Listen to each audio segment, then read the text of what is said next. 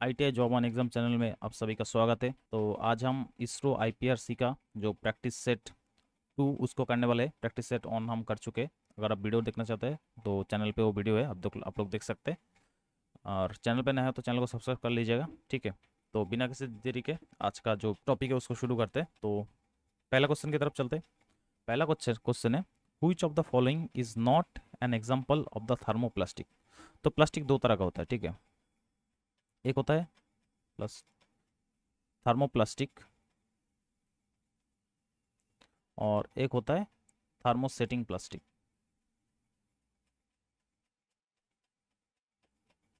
दोनों में अंतर क्या होता है? थर्मोप्लास्टिक को आप दोबारा अगर हीट देंगे, हीट देके दोबारा उसका सेट शेप दे सकते हैं। मतलब पहले पहले से एक बार शेप दे दिया, उसके बाद फिर से इसको अगर हीट देंगे तो दोबारा से आप इसको शेप दे सकते हैं। लेकिन थर्मोसेटिंग, इनमें देखिए सेटिंग लिखा हुआ है, मतलब ये ऑलरेडी सेट हो चुका है। इसको आप एक बार सेटिंग का सेट कर दिया तो दोबारा इसको हीट देंगे तो दोबारा इसको सेट नहीं कर पाएंगे, ठीक है।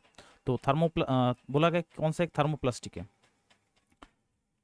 नहीं है, थर्मोप्लास्टिक नहीं है। तो पॉलीविनाइल को एक थर्मोप्लास्टिक होता है, पॉलीइथिलीन ये भी एक थर्मोप्लास्टिक होता है। जो नायलॉन होता है एक लाइनोल भी था, सॉरी, नायलॉन भी थर्मोप्लास्टिक होता है। लेकिन पॉलीएस्टर ये क्या होता है? ये थर्मोप्लास्टिक नहीं होता, ये होता है थर्मोसेटिंग प्लास्टिक। तो इसका आंसर क्या हो जाएगा? ऑप्शन डी हो जाएगा। सॉरी, इसको काट देते हैं। ये ऊपर का तीनों थर्मोप्लास्टिक, और नीचे वाला जो पॉलीस्टर है थर्मोसेटिंग प्लास्टिक। तो बोला गया कौन सा एक थर्मोप्लास्टिक नहीं है, तो पॉलीस्टर हो जाएगा इसका आंसर, ठीक है। देखिए थर्मोप्लास्टिक का एग्जाम्पल क्या है? Polyvinyl chloride, polyethylene, nylon. और थर्मोसेटिंग प्लास्टिक का एग्जाम्पल है बेकेलाइट, पॉलीयूरेथेन, पॉलीस्टर। ये सब हो जाएगा थर्मोसेटिंग प्लास्टिक का एग्जाम्पल, ठीक है। तो दोनों ही याद रखिएगा, दोनों ही आ सकता है, ठीक है। अगला क्वेश्चन पे चलते हैं। अगला क्वेश्चन है, find the value of x if 3x equal to 27 to the power 30। ठीक है, तो 3x इक्वल टू 27 की पावर दिया गया है 30, ठीक है। तो बेस को दोनों सेम कर लेते हैं। तो इधर तो 3x और 27 को हम लिख सकते हैं 3 का क्यूब, ठीक है। उसको लिख सकते हैं तो 3x बराबर क्या हो जाएगा? 3 रहेगा। और ऊपर अगर पावर के साथ पावर क्या होता है? गुना होता है। तो 3 के साथ 30 को गुना करेंगे तो 90 आ जाएगा। तो बेस सेम है, तो एक्स का वैल्यू क्या आ जाएगा? इसका वैल्यू हो जाएगा 90, ऑप्शन ए, ठीक है। अगले क्वेश्चन पे चलते हैं। The limit of hole are 25 and 25.02 mm, ठीक है। ये रहा होल का साइज। जो लोअर साइज है 25 mm और अपर साइज है 25.02 mm। And the limit of the shaft 25.022 mm and 25.035 mm। ये रहा लोअर लोअर डिविजन और ये रहा upper limit, sorry, lower limit और ये रहा अपर लिमिट शेफ्ट का। और ये रहा होल का लोअर लिमिट और ये रहा होल का अपर लिमिट, ठीक है। तो shaft is always bigger than the hole. तो दिख रहा है, दिख भी रहा है, और ये भी बोला भी गया है कि shaft always bigger than the hole, hole से बड़ा हो रहा है। तो इसको क्या कहते हैं? जब शेफ्ट का साइज हमेशा फिटिंग में अगर हमेशा शेफ्ट का साइज होल साइज से बड़ा होता है तो उसको क्या कहते हैं? उसको कहते हैं हम इंटरफियरेंस फिट, ठीक है।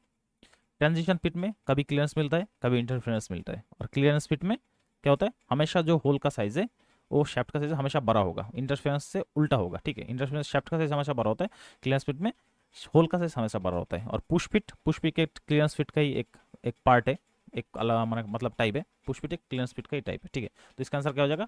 इंटरफेरेंस फिट हो जाएगा। अगले क्वेश्चन पे चलते हैं। Find the value of hemisphere with radius of 3 centimetre. तो हेमिस्फीयर का जो find the value of hemisphere, अच्छा क्या निकलना है? अच्छा वॉल्यूम होगा, ठीक है, सेंटीमीटर क्यूब, ठीक है। दिख रहा है, इधर लिख लेते हैं। फाइंड द वैल्यू नहीं, वॉल्यूम होगा। Find the volume of A hemisphere with radius of 3 centimetre. तो हेमिस्फीयर, एक स्फीयर का वॉल्यूम क्या होता है? 4/3। स्फीयर का क्या होता है? 4/3 पाई आर क्यूब। तो हेमिस्फीयर का क्या होगा? आधा होगा। इसको 2 से भाग करेंगे तो 2/3 पाई आर क्यूब, 2/3, सॉरी। तो 2/3 पाई का वैल्यू है 22/7, आर का वैल्यू क्या है? 3। तो 3 का क्यूब कितना होगा? 27, ठीक है। इसको काटेंगे, ये 9 बार चला जाएगा। 44 × 9 गुना कर लेते हैं। 44 × 9 क्या आ जाएगा? 36, 3, 39। इसको अगर 7 से भाग देंगे 5 बार चला जाएगा 35, 4 चला जाएगा 6, 6 बार चलेगा 56, मतलब आगे करने की जरूरत है, एक ही ऑप्शन में 56 है तो आगे करने की जरूरत है, ऑप्शन ए हो जाएगा इसका आंसर 56.57। ठीक है, अगले क्वेश्चन पर चलते हैं। Basic basic shaft is on. तो बेसिक शाफ्ट क्या होता है? हम बताए दो सिस्टम होता है, एक होता है होल बेसिस सिस्टम और एक होता है शाफ्ट बेसिस सिस्टम। ठीक है, तो होल बेसिस सिस्टम में क्या होता है?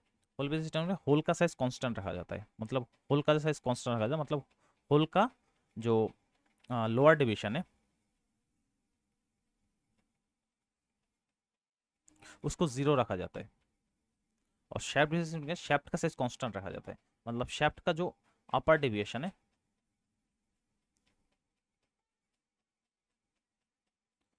इसको जीरो रखा जाता है। तो शैफ्ट बेसिक शैफ्ट साइज क्या होगा? जिसका अपर डेविएशन जीरो होगा, ऑप्शन ए हो जाएगा। ठीक है, ये देखिए basic hole size, basic the hole is kept as constant, constant member I the lower deviation of the hole is zero.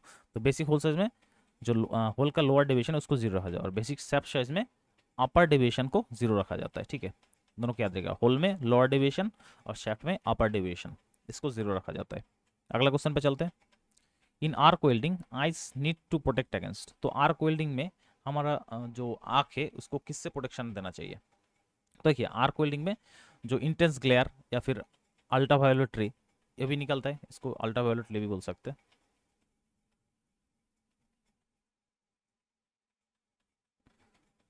और इंफ्रारेड रे, दोनों ही निकलता है, तो ये दोनों ही हमारे लिए हानिकारक है। ठीक है, अल्ट्रावायोलेट रे और इंफ्रारेड रे। तो इसका ऑप्शन क्या हो जाएगा, आंसर क्या हो जाएगा? Both infrared rays and ultraviolet rays, option D हो जाएगा। देखिए welding arcs give off radiation over broad range between of wavelengths from 200 nanometre to 1400 nanometre. तो इस वेवलेंथ में क्या क्या रहता है? अल्ट्रावायोलेट रेडिएशन रहता है, विजिबल लाइट रहता है और इंफ्रारेड रेडिएशन रहता है। तो आंखों को ये जो अल्ट्रावायोलेट रे और इंफ्रारेड रेडिएशन दोनों से ही प्रोटेक्शन मिलना चाहिए। ठीक है, अगला क्वेश्चन है what is the length of the sine bar. तो साइन बार का लेंथ क्या होता है? हमें पता है जो साइन बार होता है उसका जो लेंथ, उसको कैसे निकलते हैं? जो रोलर होता है, रोलर का जो सेंटर है, एक सेंटर से दूसरे सेंटर का जो डिस्टेंस रहता है, मतलब लेंथ रहता है, उसको ही साइन बार का लेंथ कहा जाता है। ये देखिए साइन बार का, ये रहा साइन बार। तो ये जो रोलर है इसका जो सेंटर और ए वाला सेंटर, इसका जो लेंथ है, ये जो लेंथ है इसको बोलेंगे साइन बार का लेंथ। ये देखिए साइन बार का लेंथ। ठीक है, तो क्या हो जाएगा आंसर?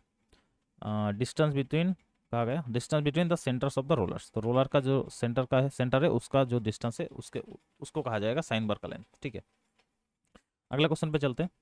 ये projection weld is a type of. तो अलग अलग टाइप का वेल्ड होता है। तो प्रोजेक्शन वेल्ड किस वेल्डिंग टाइप में आता है? तो प्रोजेक्शन वेल्ड आता है रेजिस्टेंस वेल्ड की टाइप में। प्रोजेक्शन वेल्ड एक रेजिस्टेंस वेल्ड का टाइप है। ठीक है, ये देखिए अलग अलग टाइप का रेजिस्टेंस वेल्डिंग है। स्पॉट वेल्डिंग एक रेजिस्टेंस वेल्डिंग है, सीम वेल्डिंग, प्रोजेक्शन वेल्डिंग, बाट वेल्डिंग, फ्लैश वेल्डिंग, ये सारे का सारे रेजिस्टेंस वेल्डिंग का टाइप है। ठीक है, तो ये रहा वो कहा गया प्रोजेक्शन वेल्डिंग, रेजिस्टेंस वेल्डिंग का टाइप है। तो projection welding is a type of resistance weld. ठीक है, अगले क्वेश्चन पे चलते हैं। Radius gauge are use to check the size of. तो रेडियस गेज किस लिए यूज करते हैं? तो रेडियस गेज हमें पता है, रेडियस गेज जो होता है उसमें ब्लेड दो तरह का होता है। एक होता है इनर रेडियस नापने के लिए और दूसरा ब्लेड होता है आउटर रेडियस को मापने के लिए। ठीक है, तो रेडियस गेज से हम इनसाइड और आउटसाइड दोनों का ही रेडियस नाप सकते हैं, ऑप्शन सी हो जाएगा। ये देखिए रेडियस गेज, इससे हम इंटरनल रेडियस मापते हैं और इससे हम एक्सटर्नल रेडियस को नापते हैं। ठीक है, अगला क्वेश्चन है which of the following method uses pool of molten metal. तो कौन सा इनमें से कौन सा जो वेल्डिंग प्रोसेस है उनमें मोल्टेन मेटल का जो पूल होता है उसको यूज किया जाता है? देखिए जो सबमर्ज्ड आर्क वेल्डिंग होता है, सबमर्ज्ड आर्क वेल्डिंग में क्या होता है, इसमें बहुत ही मतलब बहुत ही ज़्यादा मात्रा में हीट होता है, आर्क निकलता है। ठीक है, और उसके ऊपर एक फ्लक्स का कोटिंग रहता है। ठीक है, मतलब फ्लक्स हमें कंटिन्यूसली फ्लक्स डाला जाता है, जिसके वजह से जो आर्क होता है वो अंदर अब बाहर से देख नहीं सकता, मतलब अंदर अंदर डूबे रहते हैं, सबमर्ज मतलब डूब गया, तो अंदर डूबे रहते इसलिए इसको कहते हैं सबमर्ज वेल्डिंग। और इसके अंदर इसके नीचे एक वेल्डिंग पूल बनते हैं, मोल्टेन पूल बनते हैं इसके अंदर। ठीक है, तो सबमर्ज जो वेल्डिंग होता है, आर्क वेल्डिंग, उसमें एक मोल्टन पुल का यूज़ किया जाता है। ऑप्शन बी हो जाएगा। ये देखिए, ये रहा वो मोल्टन पुल या फिर वेल्ड पुल, और इसमें कंटिन्यूसली ए फ्लैक्स फीड, ऐसे इसमें से फ्लैक्स हमेशा आता रहेगा, ठीक है। और इस तरफ जा रहा है और धीरे धीरे ठंडा होता जा रहा है, तो सॉलिडिफाइड स्लैग्स हो जाएगा। ये रहा वो मोल्टन पुल। ये देखिए, इसके अंदर जो आर्क है, ये फ्लैक्स के अंदर डूबा है, ठीक है। आप इसको देख नहीं सकता, मतलब जब बाहर से देखेंगे कोई आर्क आपको नहीं दिखेगा। तो इसलिए क्योंकि आर्क इसमें डूबे रहते हैं, मतलब सबमर्ज रहते हैं, तो इसलिए इसको सबमर्ज आर्क वेल्डिंग कहा जाता है। और इसमें एक वेल्ड पुल का भी यूज़ होता है, ठीक है, वेल्ड पुल या फिर मोल्टन पुल, ठीक है। अगला क्वेश्चन है process chart shows. Process chart क्या दिखाते हैं? तो प्रोसेस चार्ट से हम क्या देख सकते हैं? सीक्वेंस ऑफ ऑपरेशन को हम देख सकते हैं, मतलब क्या क्या ऑपरेशन हम क्या कौन से सीक्वेंस में करना है, उसको हम प्रोसेस चार्ट से देख सकते हैं। ये देखिए, प्रोसेस चार्ट, ऑपरेशन, ट्रांसपोर्ट, क्या क्या करना है, सारे का सारे प्रोसेस चार्ट में दिया गया है, ठीक है। अगला क्वेश्चन है the drawing representation shows in the figure given below for welding is use to represent. तो ये जो ड्राइंग है, ये कौन सा वेल्डिंग का रिप्रेजेंटेशन है? तो वेल्ड, अलग अलग वेल्डिंग के लिए अलग अलग ड्राइंग रिप्रेजेंटेशन का यूज़ किया जाता है, ठीक है। तो ये जो वेल्डिंग है, इसको कहा जाता है फिलेट वेल्ड। ऑप्शन बी हो जाएगा इसका आंसर। ये देखिए पूरा चार्ट, इस ड्राइंग रिप्रेजेंटेशन को कहते हैं वेल्ड ऑल राउंड। इसका सिंबल रहा ए, और इसको कहते हैं फिलेट वेल्ड, ठीक है, और इसका सिंबल ए रहा। तो अलग अलग ड्राइंग रिप्रेजेंटेशन का वेल्डिंग का अलग अलग उसका सिंबल रहा, ठीक है। अगले क्वेश्चन पे चलते हैं। The largest diameter of a screw thread is known as. तो स्क्रू थ्रेड का जो लार्जेस्ट डायमीटर, उसको क्या कहते हैं? हमें पता है स्क्रू थ्रेड में अलग अलग डायमीटर रहता है, एक होता है major diameter, minor diameter, pitch diameter. ये तीनों तरह का डायमीटर हम इसको इसमें देख सकते हैं। तो जो सबसे बड़ा जो डायमीटर, उसको कहते हैं मेजर डायमीटर। ऑप्शन बी हो जाएगा। ये देखिए, ये रहा स्क्रू थ्रेड, ये जो क्रेस्ट और ये वाला जो क्रेस्ट है, इसका जो डिस्टेंस है, ठीक है, इसको कहेंगे मेजर डायमीटर। और क्रेस्ट और रूट के बीच में से एक इमेजिनरी लाइन जाता है, तो इसका जो लेंथ होगा, इसको कहा जाता है पिच डायमीटर। और रूट, ये जो रूट, इस रूट से इस रूट का जो distance, root to root distance, इसको कहा जाएगा माइनर डायमीटर, ठीक है। तो सबसे बड़ा डायमीटर कौन सा दिख रहा है? मेजर डायमीटर ही दिख रहा है, क्रेस्ट टू क्रेस्ट, ठीक है। तो सबसे बड़ा डायमीटर हो जाएगा मेजर डायमीटर। अगला क्वेश्चन है which flame is suitable for cutting operation. तो कटिंग ऑपरेशन के लिए कौन सा फ्लेम का यूज़ किया जाता है? देखिए, कटिंग ऑपरेशन कैसे होता है, जब मेटल है, ठीक है, मान लीजिए एक मेटल है, यहाँ पे हमें मेटल को कटिंग करना है। तो जो ब्लो पाइप टॉर्च है या फिर कटिंग टॉर्च है, उसको पहले इसको उससे प्री हीट किया जाएगा, ठीक है। और जो टॉर्च होता है, उसमें एक लीवर रहता है, उसको हम दबाएंगे तो उसमें से बहुत ज़्यादा मात्रा में ऑक्सीजन आएगा, ठीक है। तो ऑक्सीजन आएगा, तो इसके साथ जो रिएक्शन होगा उससे एक कट जाएगा। तो उसके लिए कौन सा फ्लेम का यूज़ करेंगे? उसके लिए ऑक्सीडाइजिंग जो फ्लेम होता है उसका यूज़ किया जाता है। ये देखिए, ये रहा वो टॉर्च, ये रहा वो लीवर, इसको दबाने से बहुत ज़्यादा मात्रा में ऑक्सीजन यहाँ से आता है, तो ऑक्सीजन फ्लेम का होता है। तो देखिए कैसे होता है, गैस कटिंग का प्रिंसिपल क्या होता है वो देख लीजिए। When a ferrous metal is heated to red hot condition and then expose to pure oxygen. पहले रेड हॉट कंडीशन में इसको हीट किया जाएगा, उसके बाद इस लीवर को दबाएंगे तो ऑक्सीजन बहुत ज़्यादा मात्रा में आएगा, मतलब उसमें ऑक्सीजन में एक्सपोज होगा, तो जो केमिकल रिएक्शन होगा उससे ही जो मेटल है वो कट जाएगा, ठीक है। तो ऑक्सीडाइजिंग, तो मेटल काटने के कौन सा फ्लेम का यूज़ करेंगे हम? ऑक्सीडाइजिंग फ्लेम का, ठीक है। अगला क्वेश्चन है हॉलो सैडल की इज ओनली टू ट्रांसमिट। तो हॉलो सैडल की जो हम पता है अलग अलग की होता है। तो सबसे पहले की क्या होता है? की होता है जो शैफ्ट होता है और हब, इनके बीच में जो टॉर्क होता है, इसको ट्रांसफॉर्म करने के लिए टॉर्क को ट्रांसफर किया जा सके। तो हॉलो सैडल की, तो इसको किस लिए यूज़ करते हैं? ताकि लाइट ड्यूटी ट्रांसमिशन हो सके। लाइट ड्यूटी ट्रांसमिशन में हम हॉलो सैडल की का यूज़ कर सकते हैं। ये रहा हॉलो सैडल की, ठीक है। तो इसको कौन सा कहा यूज़ करते हैं? This key is useful only for light duty transmission. अगला क्वेश्चन है for sawing cast iron the coolant should be. तो कास्ट आयरन को सोइंग करने के लिए कौन सा कूलेंट यूज़ करते हैं? हमें पता है जो कास्ट आयरन होता है, कास्ट आयरन की जो अब अगर आप कास्ट आयरन के स्ट्रक्चर देखेंगे तो उसमें ग्राफाइट रहता है। और ग्राफाइट क्या होता है? हम पता है ग्राफाइट एक सॉलिड लुब्रिकेंट होता है। तो जब कास्ट आयरन में ऑलरेडी लुब्रिकेंट है तो उसमें कोई लुब्रिकेंट की ज़रूरत नहीं है। और कूलेंट क्या है, लुब्रिकेंट की तरह ही काम करता है, तो कोई कूलेंट देने की भी ज़रूरत नहीं है। तो हम इसमें एयर का यूज़ करेंगे, मतलब कुछ भी नहीं, कुछ भी देना नहीं है, बस एयर से ही कम हो जाएगा। ये देखिए, graphite size in grey cast iron. अगला क्वेश्चन है, which of the following tool use to align the holes of riveted. मतलब जो रिवेट होल है, मतलब ये एक मेटल है, ठीक है, इसमें एक रिवेट होल है, और एक दूसरा मेटल है, इसमें एक रिवेट होल है। तो इन दोनों को अलाइन करने के एक टूल रखा जाता है, ठीक है। इस टूल को कहते हैं ड्रिफ्ट टूल। क्या हो जाएगा आंसर, ऑप्शन बी हो जाएगा।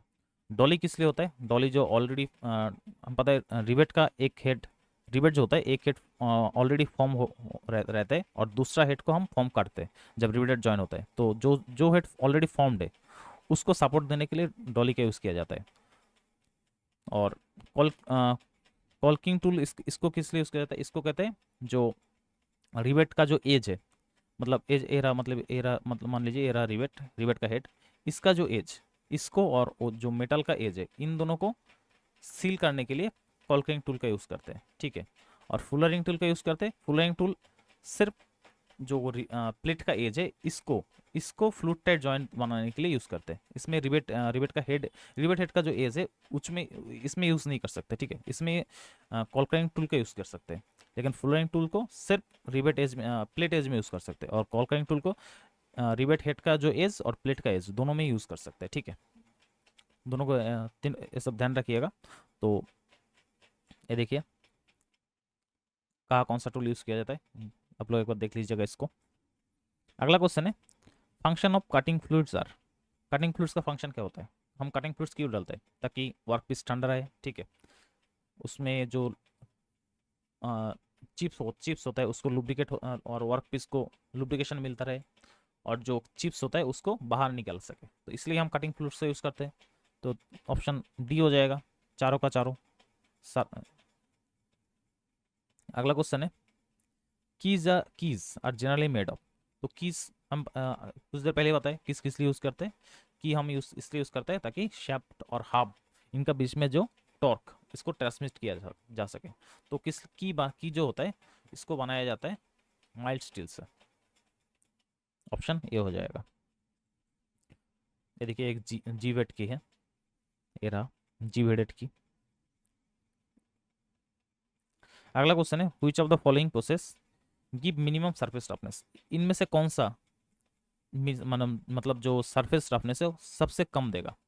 तो अलग अलग फिनिशिंग प्रोसेस होता है, तो अब जितना भी फिनिश करेंगे, थोड़ा सा सरफेस रफनेस रह ही जाएगा। मतलब आप मतलब नेकेड आई में आप नहीं देख सकते, लेकिन जब आप माइक्रोस्कोप में देखेंगे तो उसमें थोड़ा सा सरफेस रफनेस रह जाएगा, ठीक है। तो इनमें से जितना, इन चारों ऑप्शन में से जो लैपिंग होता है, इन इसमें सबसे कम सरफेस रफनेस होता है, ठीक है। इन इसमें अगर तो इसका आंसर तो ऑप्शन सी हो जाएगा। लेकिन अगर बात करें सबसे सबसे कम कम सबसे कम जो सरफेस रफनेस, वो किससे मिलता है, उस ऑपरेशन मशीन, उस फिनिशिंग ऑपरेशन को कहते हैं पॉलिशिंग। पॉलिशिंग में सबसे कम सरफेस रफनेस मिलता है, ठीक है। उसके बाद लैपिंग, उसके बाद हॉनिंग। देखिए ये रहा चार्ट।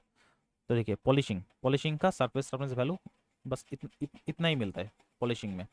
लैपिंग में इतना मिलता है, देखिए लैपिंग में थोड़ा ज़्यादा भी मिलता है, इतना ज़्यादा भी मिलता है। उसके बाद सुपर फिनिशिंग, हॉनिंग, बार्निशिंग। तो सबसे कम मिलता है लैपिंग, हॉनिंग, पॉलिशिंग में। और जो ऑप्शन दिया गया उसके हिसाब से आंसर हो जाएगा लैपिंग, ठीक है। अगला क्वेश्चन है, which of the following methods produces a hard surface on the low carbon steel. मतलब जो लो कार्बन स्टील होता है, हम बताएं लो कार्बन स्टील क्या होता है, काफ़ी सॉफ्ट होता है। तो लो कार्बन स्टील है, इसका जो सरफेस है, ठीक है, हमें बस इसका सरफेस को हार्ड बनाना है। जो अंदर का पार्ट है, अंदर का पार्ट सॉफ्ट ही रहेगा, बस सरफेस जो है ये क्या हो जाए, ये हार्ड हो जाए। तो इसको क्या कहते हैं, तो इसको कहते हैं सरफेस हार्डनिंग प्रोसेस। तो अलग अलग सरफेस हार्डनिंग प्रोसेस होते हैं, नाइट्रिडिंग होता है, कार्बोरेजिंग होता है। तो कौन से किससे किया जाएगा? कार्बोरेजिंग से, ठीक है। एनलिंग से तो मेटल को, ताकि मशीनिंग फिर से मशीनिंग कर सके, उसलिए यूज़ किया जाता है। नॉर्मलाइजिंग में जो उसका जो ग्रेन स्ट्रक्चर है उसको ठीक किया जा सकता है, ठीक किया जाता है। और हार्डनिंग में जो मेटल का जो कटिंग प्रॉपर्टी और एब्रेशन प्रॉपर्टी उसको बढ़ाते हैं, ठीक है।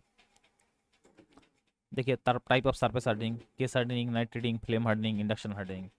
तो कार्बोरेजिंग एक क्या है, केस हार्डनिंग प्रोसेस है, जिसमें बस ऊपर का जो सरफेस है वो हार्ड होता है, लेकिन अंदर का सरफेस सॉफ्ट ही रहता है। ये देखिए हार्ड एंड केस, ऊपर का सरफेस, सिर्फ ऊपर का जो सरफेस है ये हार्ड है, अंदर का ये सॉफ्ट ही रह जाएगा।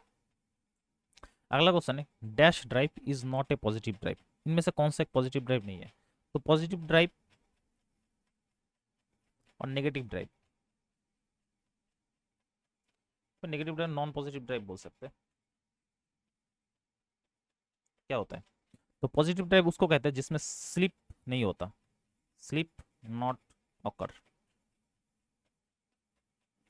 और नॉन पॉजिटिव ड्राइव में slip occurs oblique may be occur. मतलब जिसमें एक स्लीप होने का चांसेस रहता है, स्लीप होने का चांस रहता है, उसको कहेंगे नेगेटिव ड्राइव या फिर नॉन पॉजिटिव ड्राइव। और पॉजिटिव में जिसमें स्लीप होता ही नहीं है, तो भी बेल्ट इसमें स्लीप होता है, रोप में भी स्लीप होता है, फ्लैट बेल्ट में भी स्लीप होता है। तो इनमें से तीनों ही पॉजिटिव ड्राइव नहीं है। ऑप्शन डी हो जाएगा, ऑल ऑफ द अबव।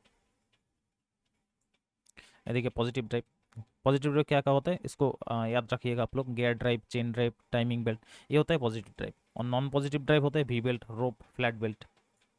अगला क्वेश्चन है, heat treatment of metal is necessary. तो मेटल का हीट ट्रीटमेंट किस लिए जरूरत है? हीट ट्रीटमेंट में हम क्या करते हैं, मेटल का जो प्रॉपर्टीज होता है उसको हम चेंज करते हैं हीटिंग और कूलिंग से। जो हमारा जो डिजायर्ड प्रॉपर्टी हमें चाहिए उसको लाने के लिए हम मेटल का हीट ट्रीटमेंट प्रोसेस करते हैं। तो क्या हो जाएगा answer? To produce certain desired properties, option A. अगला क्वेश्चन है, which hoisting equipment is used for self loading and shifting them to different places in factory। तो फैक्ट्री में जो कम वेट का जो पार्ट होता है उसको सेल्फ लोडिंग और शिफ्टिंग के लिए कौन सा जो एक मशीन के यूज करते हैं उसको क्या कहते हैं? उसको कहते हैं फोकलिफ्ट। आप लोग देखा भी शायद इसको, ये ला फोकलिफ्ट। इसमें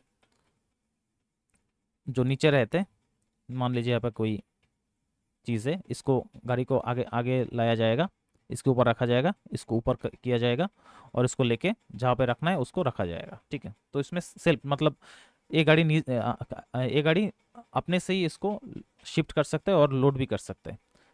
बस इसमें एक ड्राइवर चाहिए, ऑपरेटर चाहिए, जो दूसरे किसी के व्यक्ति की जरूरत नहीं है, ठीक है। अगला क्वेश्चन है, in order to prevent tool from rubbing the work, dash on tools are provided. तो टूल के साथ जो वर्क पीस होता है उसके अंदर जो टच होता है, मतलब रबिंग मतलब उसके दोनों में अंदर जो टच ना हो, इसलिए कौन सा चीज़ दिया टूल में प्रोवाइड किया जाता है? तो उसको कहते हैं, उसमें हम रिलीफ एंगल या फिर क्लियरेंस एंगल देते हैं, ठीक है। क्लियरेंस एंगल, रिलीफ एंगल, इस क्लियरेंस एंगल, इससे क्या होता है, क्लियरेंस एंगल अगर देते हैं तो वर्क पीस के साथ टूल का जो टच होता है या फिर रबिंग उसको वो नहीं होता, ठीक है। ये देखिए इसको कहते हैं एरा टूल, इसका ये जो पार्ट है इसको कहते हैं साइड फ्रंट क्लियरेंस एंगल, और इसको कहते हैं साइड क्लियरेंस एंगल। ताकि जब ये जो सिंगल पॉइंट टूल है ये जब मेटल को काटेगा सिर्फ इतना ही पार्ट मेटल के साथ टच होगा, बाकी जो पार्ट है ये टच नहीं होगा, ठीक है। और रेक एंगल क्या होता है? रेक एंगल इसको कहते हैं टॉप रेक एंगल, और इसको कहा जाता है side rake angles. Rake angle से जो मतलब ये जो टूल है, ये टूल कितना अच्छे से कटेगा मेटल को, उसको डिसाइड किया जाता है। और उसका चिप फॉर्मेशन कैसा होगा, तो उससे डिसाइड होता है, वो डिसाइड होता है, मतलब कितने अच्छे से काट पाएगा, और चिप फॉर्मेशन कैसा होगा वो डिसाइड होता है रेक एंगल से। और रिलीफ एंगल से जो वर्क पीस और टूल का बीच का जो रबिंग है उसको कम किया जाता है, ठीक है। अगला क्वेश्चन है, which of the following is not an abrasive process, तो इनमें से कौन सा एक एब्रेसिव प्रोसेस नहीं है। तो एब्रेसिव प्रोसेस क्या होता है, एब्रेसिव मतलब जो छोटा छोटा पार्टिकल होता है, ठीक है, छोटा छोटा पार्टिकल से अगर हम किसी चीज़ का मशीनिंग करते हैं तो उसको कहते हैं एब्रेसिव प्रोसेस, ठीक है। तो हॉनिंग में क्या रहता है, हॉनिंग में तो एब्रेसिव स्टिक रहता है जो नीचे की तरफ आता है और रेसिप्रोकेटिंग मोशन करता है, मतलब इस तरफ मोशन करता है, आता है इस तरफ मोशन करता है, उल्टा घूमता है ऊपर चला जाता है, फिर से आता है घूमता है ऊपर चला जाता है। लैपिंग में जो लैपिंग प्लेट होता है, हम पता है लैपिंग प्लेट, उसके ऊपर एब्रेसिव एब्रेसिव दिया डाला जाता है लैपिंग प्लेट को चार्ज करने के लिए, फिर वर्क पीस को हम मशीनिंग करते हैं। ग्राइंडिंग में भी छोटे छोटे एब्रेसिव पार्टिकल्स रहते हैं जिससे हम ग्राइंडिंग करते हैं। ब्रोचिंग में कोई एब्रेसिव नहीं रहता, वो एक मल्टी मल्टी मतलब बहुत सारे ऐसे टूथ बना रहता है, ठीक है, इससे मेटल को काटा जाता है। तो ब्रोचिंग एक एब्रेसिव प्रोसेस नहीं है। ये देखिए broaching, broaching is a machining operation that involves the use of multiple tooth cutting tool moved in linearly relative to the workpiece in the direction of the tool axis। तो tool axis जिस तरफ है उसी की तरफ इस broaching tool को चलाया जाता है। ये देखिए मल्टीपल टूथ है, इससे धीरे धीरे मेटल को काटा जाता है। अगला क्वेश्चन है the included angle of lathe centre. तो लेथ सेंटर का जो इंक्लूड एंगल हो क्या होता है, मैं बताया लेथ सेंटर का जो इंक्लूड एंगल होता है वो होता है 60 डिग्री। अगला क्वेश्चन है carriage of a lathe consist of. तो लेथ में से लेथ का जो कैरिज है उसमें क्या रहता है। सबसे पहले देखिए कैरिज देख लीजिए क्या होता है। ये देखिए कैरिज में टूल पोस्ट रहता है, कंपाउंड स्लाइड रहता है, क्रॉसफिट हैंड व्हील रहता है, सैडल रहता है, एप्रोन रहता है, कंपाउंड रेस्ट रहता है, क्रॉस स्लाइड रहता है, चेजिंग डायल रहता है, लॉन्गिट्यूडनल फीड हैंड व्हील, ये सब रहता है। लेकिन इसमें से कहीं भी आपको स्पिंडल दिख रहा है क्या, स्पिंडल तो नहीं है, और ऑप्शन में स्पिंडल दिया गया है तो स्पिंडल नहीं रहता। क्रॉस साइड रहता है, टूल पोस्ट रहता है, एप्रोन रहता है। तो ए बी सी ए 3 रहता है, ये नहीं रहता। तो ऑप्शन ए बी सी ये वाला हो जाएगा, ठीक है। अगला क्वेश्चन है what pipe is generally used for carrying cold water. तो कोल्ड वाटर को कैरी करने के लिए हम कौन सा पाइप यूज करते हैं, तो हम पता है देखिए कोल्ड वाटर तो स्टील पाइप से भी आ जाएगा, लीड पाइप से भी आ जाएगा, कॉपर पाइप से भी आ जाएगा, लेकिन ये बहुत कॉस्टली हो जाएगा, ठीक है, बहुत कॉस्टली आ जाएगा, इसलिए हम इसको स्टील पाइप को यूज़ नहीं करेंगे। स्टील पाइप को वह यूज़ करेंगे जहाँ पे हम करना चाहिए, मतलब कोल्ड वाटर, बस सिर्फ कोल्ड वाटर लेना है उसके लिए स्टील पाइप का यूज़ करेंगे तो काफ़ी महंगा हो जाएगा, तो उसके लिए हम यूज़ करते हैं पीवीसी पाइप का, ठीक है। बाकी पाइप का कहाँ यूज़ किया जाता है, देखिए स्टील पाइप कहाँ यूज़ करता है, कहाँ यूज़ किया जाता है। These are used under the situation such as pressure main swers, underwater crossing, underwater crossing, bridge crossing। तो इस ये सब जगह पे स्टील पाइप का यूज़ किया जाता है। Lead pipe use for sanitary and acid line purpose, मतलब इस जगह आप प्लास्टिक पाइप का यूपीवीसी पाइप का यूज़ नहीं कर सकते, इसलिए स्टील पाइप लीड पाइप इसका यूज़ किया है। और कोल्ड वाटर उसमें तो बस कोल्ड वाटर आएगा तो पीवीसी पाइप आराम से यूज़ कर सकते हैं, ठीक है। एक क्वेश्चन आएगा कई बार आता है रॉट आयरन पाइप का यूज़ किया जाता है, वो हाई प्रेशर में रॉट आयरन पाइप का यूज़ किया जाता है, ठीक है, इसको भी थोड़ा ध्यान रखिएगा, काफ़ी इंपॉर्टेंट है। अगला क्वेश्चन है what is the value of 45 degree centigrade in Fahrenheit scale. तो 45 डिग्री को सेंटीग्रेड को फ़ारेनहाइट में बदलना है, ठीक है। तो हमें पता है फॉर्मूला क्या होता है, फॉर्मूला होता है C/5 इक्वल टू F-32/9। तो C का वैल्यू क्या है 45 डिग्री, 5F-32/9 कितना बार चला जाएगा, 9 बार चला जाएगा। तो F-32 बराबर कितना आएगा 81 आ जाएगा। तो F बराबर F माइनस, तो उधर जगह प्लस हो जाएगा, 81 + 32 कितना आ जाएगा 311, 113, ऑप्शन ए, ठीक है। तो इतना ही था, थैंक यू सभी को। अगर वीडियो अच्छा लगा तो इसको लाइक शेयर करिएगा, और चैनल पे नया हो तो चैनल को सब्सक्राइब जरूर कर लीजिएगा। थैंक यू सभी को, मिलते हैं अगले वीडियो में।